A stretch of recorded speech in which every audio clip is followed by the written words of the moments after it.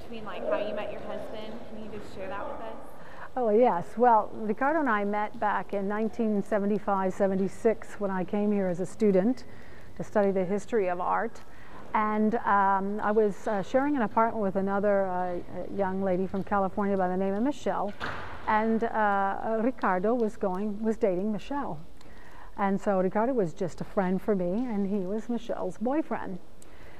This was through the autumn of '75. Then Michelle at Christmas time became homesick and quit and left Florence for good. Also leaving me sort of out on a limb with the apartment to divide with someone else anyway.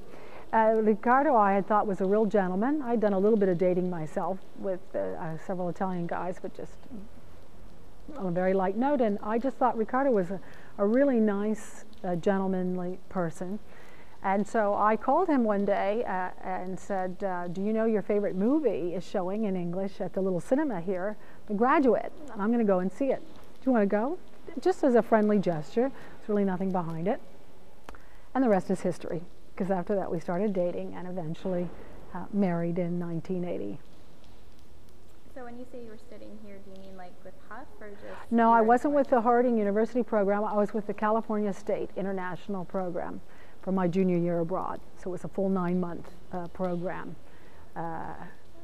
with art history, of course, is my focus or major. How are you connected to the HUF program? Like, how did that start? All right, that story actually started with Ricardo and Robbie. Now, frankly, I'm drawing a little bit of a blank here just how Robbie originally discovered.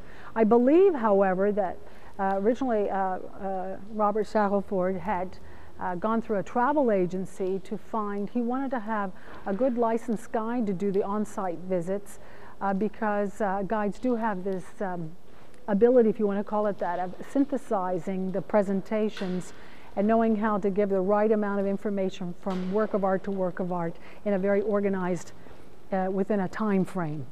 And I believe that that's how Ricardo was recommended to him through the travel agency called Arno Travel. And apparently Robert really liked the way Ricardo worked, so he started hiring him. And then for one visit, I guess Ricardo couldn't. I had become a licensed guide. So I did that visit, and so Ricardo and I have been sharing, doing the on-site visits for Harding for, I've lost track now, but at least I think 12 years, if not more. And what have you enjoyed about working with the HUF students?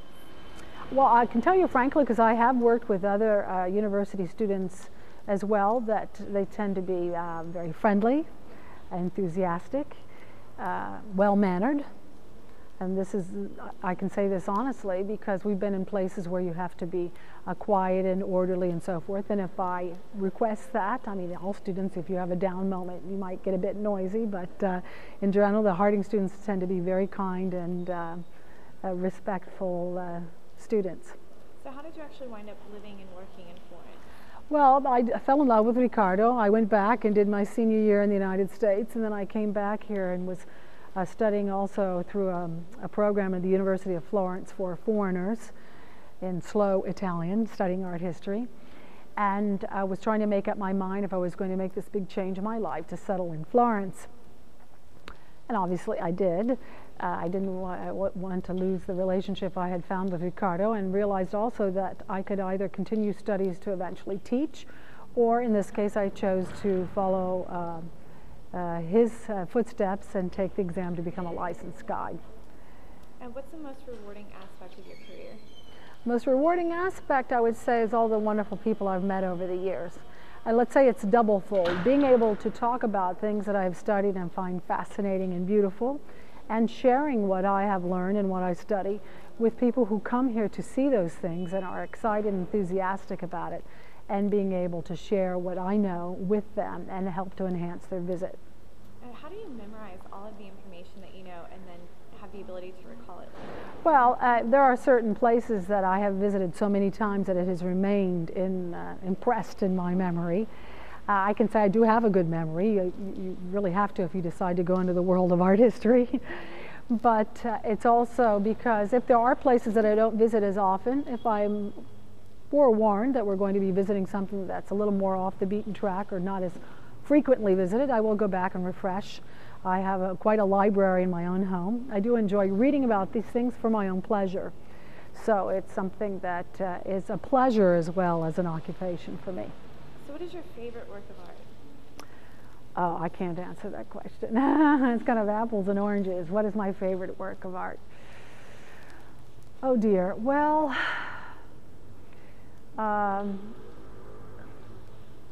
probably if I had to have my back against the wall, I would say